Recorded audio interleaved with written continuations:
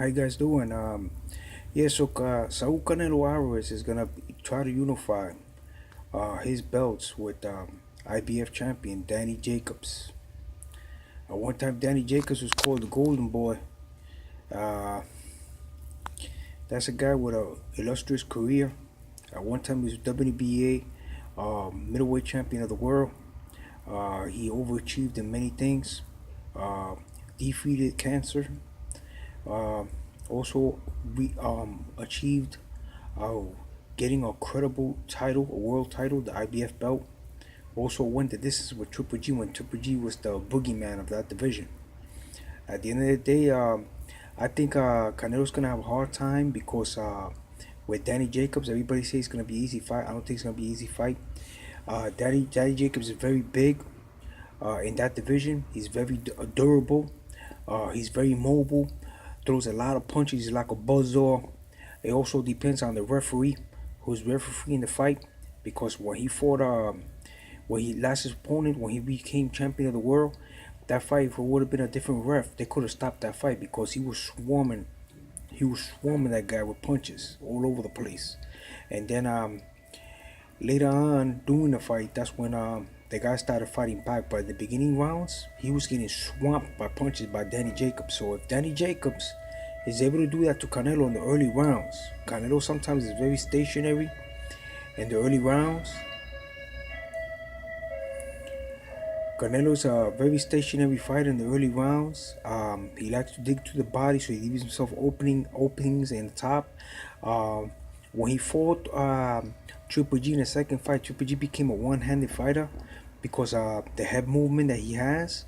But if Danny Jacobs is able to impose his height, his size, and his mobility, which are in an effective manner, he could be able to use that to win this fight. I think all Danny Jacobs has to do is box and move, look for openings to hurt him, mix power boxing, like a boxer punching style, use a drop hand style, have Canelo drop his hands to create openings for the head. Also look at what Triple G did in the second fight, use a jab to create also openings. He's very susceptible to the jab. Also the openings, I think what he could do also is use the jab and straight down the pipe after the jab, just throw a right hand. So a double tap, the 1-2, I think that's going to be effective to create openings and hurt Canelo Alvarez. Canelo Alvarez is also coming in big, even though he's a much shorter fighter. I think that weight and he makes Canelo work. That could affect him in the later rounds, and this fight could go distance. Now, also, he's gonna have to acclimate to Canelo's power if Canelo hurts him in the early rounds, or he gets hit with a good counter punch. He's gonna have to use his legs, his mobility, to clear his head and to create more openings for the make him win the fight. Also, I think in the later, at the end of the rounds, he got to do like a spurt. Hit him with combinations so he could impress the judges and win the rounds too at the end. Something like what Mildred Taylor used to do. Something also like what Sugar Ray Leonard used to do. He got to also attract the judges. You also do like what in the fight when Canelo lost, his only loss to Floyd Mayweather, hit and not get hit, make Canelo miss. By making Canelo miss, that will impress the judges. They'll show and make the fight. If it goes the distance, like it's only gonna be his decision. Make the judges see in clarity that he's defeating. Also back up Canelo. The same thing that Floyd Mayweather did. What he got to do is implement the same fight pattern that Floyd did.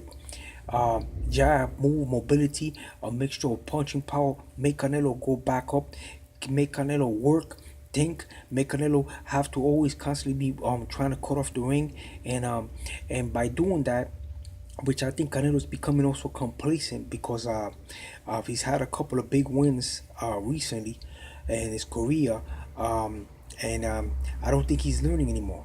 So by him doing that, he could be able to possibly defeat the best marquee fighter in the division in boxing at this time, the most marketable fighter. By him doing that, he's gonna skyrocket. He's gonna become a legend, and obviously it's gonna be a rematch in that, and he could cash in on that too. I don't know if how Canelo's gonna come in the second fight, but I think Danny Jacob has the size, the mobility, uh, the constitution to win this fight uh, 2 times in a row. I think Canelo reached his peak by being Triple G twice.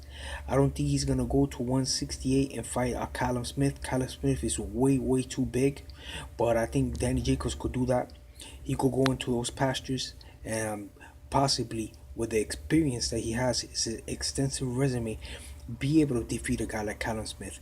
But first, he has to beat this gentleman, Saul Canelo Alvarez, possibly not once or twice, decisively, so he could make that move to 168. So yeah, so also Andrade is there too at 160. That's another another good payday for the winner of this fight. And also you have Jamel Charlo, also hanging out, Gamal Charlo hanging out on the sidelines too. So yeah, so the old ghost is still lingering around. Also Triple G. So yeah, there's a lot of good stuff happening in the middleweight division. I can't wait to see who's the winner of this fight, and that way we can know what's going on in the possible future. And you guys have a great day. I just wanted to make this short video about this big fight that's coming on the weekend, and I hope you guys watch it and enjoy it. And you guys have a great evening. Thank you very much.